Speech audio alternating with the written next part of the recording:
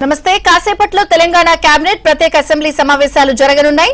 సమగ్ర ఇంటింటి కులగణన నివేదిక, ఎస్సీ వర్గీకరణ రిపోర్టుపై చర్చించి 2 నివేదికలకు కేబినెట్ ఆమోదం తెలపనుంది.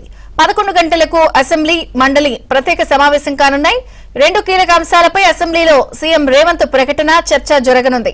సమగ్ర ఇంటింటి కులగణన, ఎస్సీ వర్గీకరణ రిపోర్టుపై ప్రకటన, లఘు చర్చ జరగనున్నాయి.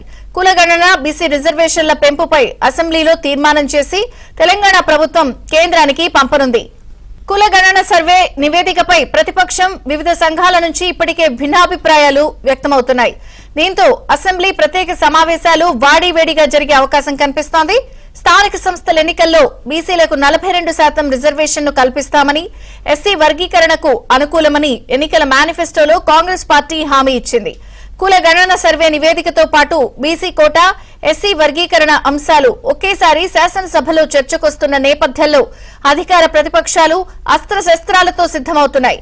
పూర్తి సమాచారం మా ప్రతినిధి నరసింహరావు అందిస్తారు. నరసింహరావు. విజయ్ చంద్రిక, మరి కాసేపట్లోనే కేబినెట్ సమావేశం ప్రారంభమవుతుంది. ఇప్పటికే అసెంబ్లీకి మంత్రులంతా కూడా చేరుకున్నారు. మరి కాసేపట్లోనే ముఖ్యమంత్రి రేవంత్ రెడ్డి కూడా చేరుకోబోతున్నారు. ఇప్పటికే ఆయన నివాసం నుంచి బయలుదేరారు. కొద్దిసేపట్లోనే అసెంబ్లీకి చేరుకుంటారు. ఆయన అసెంబ్లీకి చేరుకున్న వెంటనే అసెంబ్లీ కమిటీ హాల్లో ఈ కేబినెట్ సమావేశం ప్రారంభమవుతుంది. ఈ కేబినెట్ సమావేశంలో ప్రధానంగా 2 అంశాలపైన చర్చించి కేబినెట్ ఆమోదం తెలపబోతుంది. ఒకటి, ఈ తెలంగాణలో ఆర్థిక, సామాజిక, విద్యా, ఉద్యోగ, ఉపాధి అవకాశాలతో పాటుగా సమగ్ర ఇంటింటి కుల గణనను రాష్ట్ర ప్రభుత్వం చేపట్టింది. సో అందుకు సంబంధించినటువంటి రిపోర్టు, నివేదిక ప్రభుత్వానికి ఇప్పటికే చేరింది. సో ఆ నివేదిక పైన ఆ నివేదిక కేబినెట్ సబ్ కమిటీకి చేరింది. కేబినెట్ సబ్ కమిటీ కేబినెట్కు సిఫార్సు చేసింది. సో ఆ కేబినెట్లో ఈరోజు జరిగేటువంటి కేబినెట్లో ఈ సమగ్ర కుటుంబ సర్వేకు సంబంధించినటువంటి వివరాలపైన